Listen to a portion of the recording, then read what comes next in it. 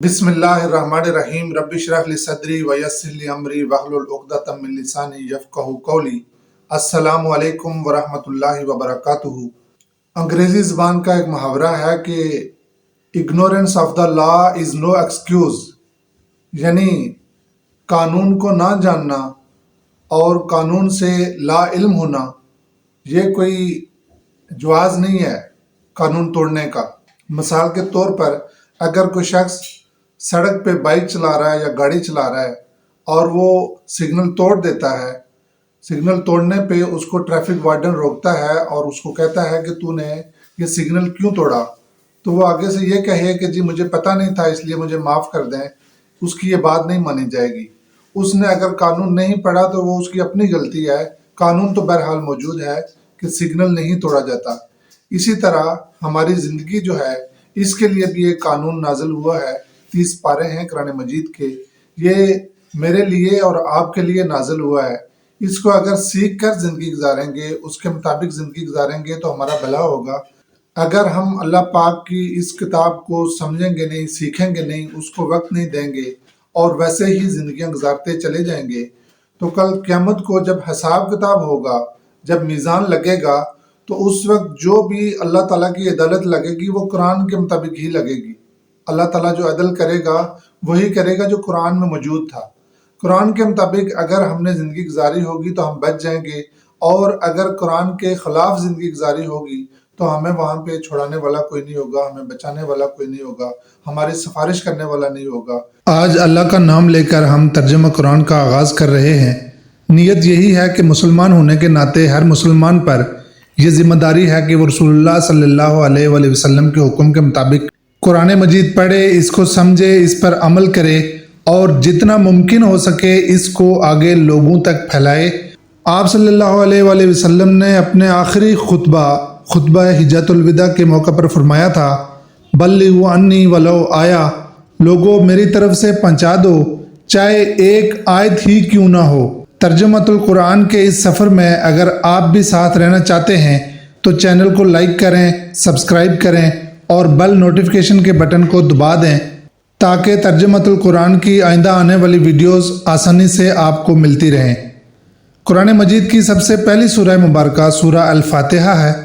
आपको ये मालूम होना चाहिए कि कुरान मजीद की कुल 114 सूरतें हैं, जिनमें से 86 सूरतें मक्की हैं और 28 सूरतें मदनी हैं।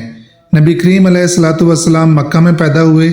जब आप सल्लल्लाहु अलैहि वसल्लम की उम्र मुबारक 40 बरस हुई तो अल्लाह ताला की तरफ से वही का नुज़ूल हुआ। उसके बाद तकरीबन 13 बरस तक आप सल्लल्लाहु अलैहि वसल्लम मक्का मुकरमा में ही रहे। जब आप सल्लल्लाहु अलैहि वसल्लम की उम्र मुबारक 52 साल हुई तो आप सल्लल्लाहु अलैहि वसल्लम मक्का मुकरमा से हिजरत करके मदीना तशरीफ़ ले गए। उसके बाद जो कुरान नाजिल हुआ उसको मदनी कुरान या मदनी सूरतें कहा जाता है। टोटल 114 सूरतों में से 86 मक्के में नाजिल हुई और 28 सूरतें मदीने में नाजिल हुई।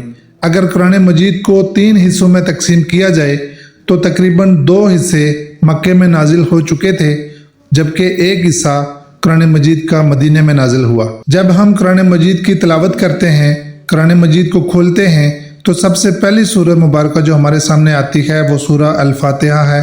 ये मक्का में नाजिल हुई है।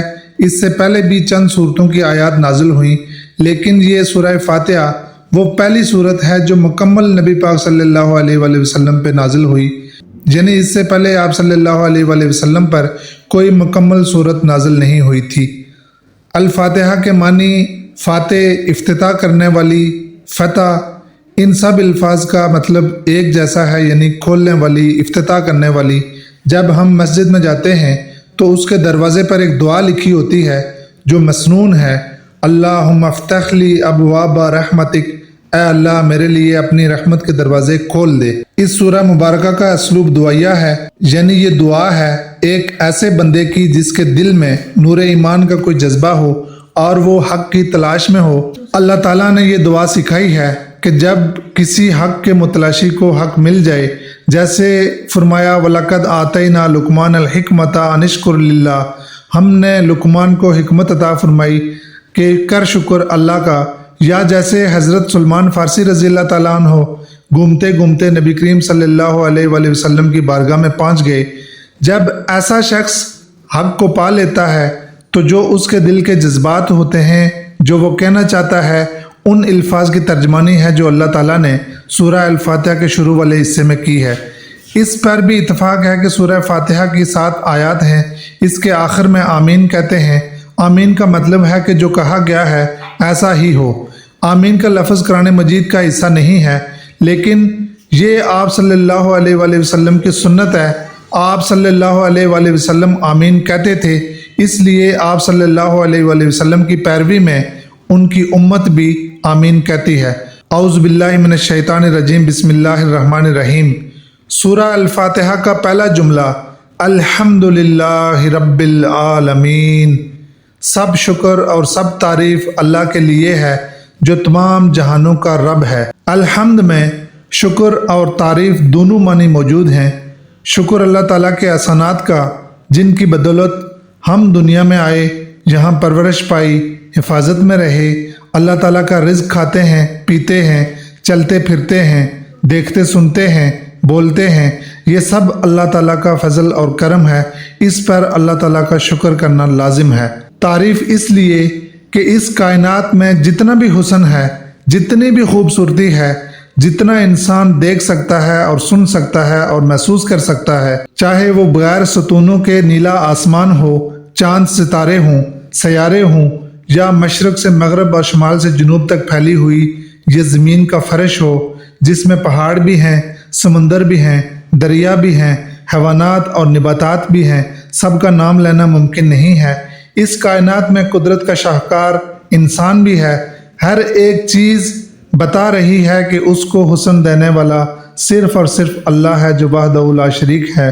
لہٰذا جب بھی کسی چیز کی خوبی بیان کی جائے گی، جب بھی کسی کی تعریف کی جائے گی، چاہے وہ انسان کی ہو یا کائنات کی کسی اور مخلوق کی، تو اس کی اصل نسبت اللہ تعالیٰ کی طرف جاتی ہے۔ وہ اصل میں اللہ تعالیٰ کی ہی تعریف ہوگی۔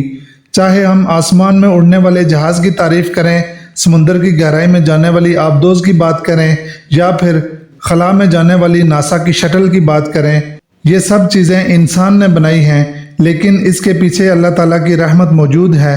انسان کو عقل کس نے دی؟ یہ عقل مند لوگوں کے کرنے والے کام ہیں، اور عقل جتنی بھی ہے دنیا میں انسانوں میں، وہ سب کی سب اللہ تعالیٰ کی طرف سے نعمت ہے۔ اس لیے سب شکر اور سب تعریف اللہ کے لیے جو رب ہے تمام جہانوں کا۔ رب کے معنی ہے پرورش کرنے والا، پالنے والا۔ ہر مخلوق کا ایک جہان ہے۔ چیونٹیوں کا اپنا جہان ہے، پرندوں کا اپنا جہان ہے، فرشتوں کا اپنا جہان ہے، جنوں کا، حیوانوں کا اپنا جہان ہے۔ گویا جتنے بھی جہان ہیں سب اللہ تعالیٰ کی رحمت سے اور اس کی پرورش سے چل رہے ہیں۔ آج اللہ تعالیٰ کے فضل اور کرم سے سورہ الفاتحہ کی پہلی آیت مبارکہ الحمدللہ رب العالمین کا ترجمہ اور اس کی مختصر تفسیر آپ کے سامنے رکھی۔ کوئی بھی انسان اللہ تعالیٰ کا شکر کرنے کا حق ادا نہیں کر سکتا، اللہ تعالیٰ کی تعریف کرنے کا حق ادا نہیں کر سکتا، اللہ تعالیٰ کی تسبیح بیان کرنے کا حق ادا نہیں کر سکتا، کیونکہ اللہ تعالیٰ نے ہی اسی قرآن مجید میں سورہ الکہف کی 109 نمبر آیت میں فرمایا قُلْ لَوْ كَانَ الْبَحْرُ مِدَادًا لِكَلِمَاتِ رَبِّي۔ اے نبی صلی اللہ علیہ وآلہ وسلم، آپ کہہ دیجئے کہ اگر یہ سمندر سیاہی بن جائیں اس لیے کہ ان سے اللہ تعالیٰ کی تعریف لکھی جائے، لَنَفِدَ الْبَحْرُ قَبْلَ أَن تَنْفَدَ كَلِمَاتُ رَبِّي، تو سمندر ختم ہو جائیں گے اس سے پہلے کہ اللہ تعالیٰ کی تعریف ختم ہو۔ وَلَوْ جِئْنَا بِمِثْلِهِ مَدَدًا، اگرچہ کوئی اور سمندر بھی اس کی مدد کے لیے آ جائے۔ یعنی اللہ تعالیٰ کی تعریف لکھنا سمندر کے بس کی بات بھی نہیں ہے، انسان کیا چیز ہے۔ تو اللہ تعالیٰ توفیق دے کہ ہم اللہ تعالیٰ کے بھیجے ہوئے اس کلام کو پڑھ سکیں، سمجھ سکیں اور اس پر عمل کر سکیں، اور یہ ہمارا روز محشر سفارشی ہو، اللہ تعالیٰ کی بارگاہ میں ہماری سفارش کرے۔ وآخر دعوانا ان الحمدللہ رب العالمین۔ انشاءاللہ اگلی ویڈیو میں ہم سورہ فاتحہ کی آیت نمبر 2 کا ترجمہ کریں گے اور اس کی مختصر تفسیر بیان کریں گے۔ السلام علیکم ورحمۃ اللہ وبرکاتہ۔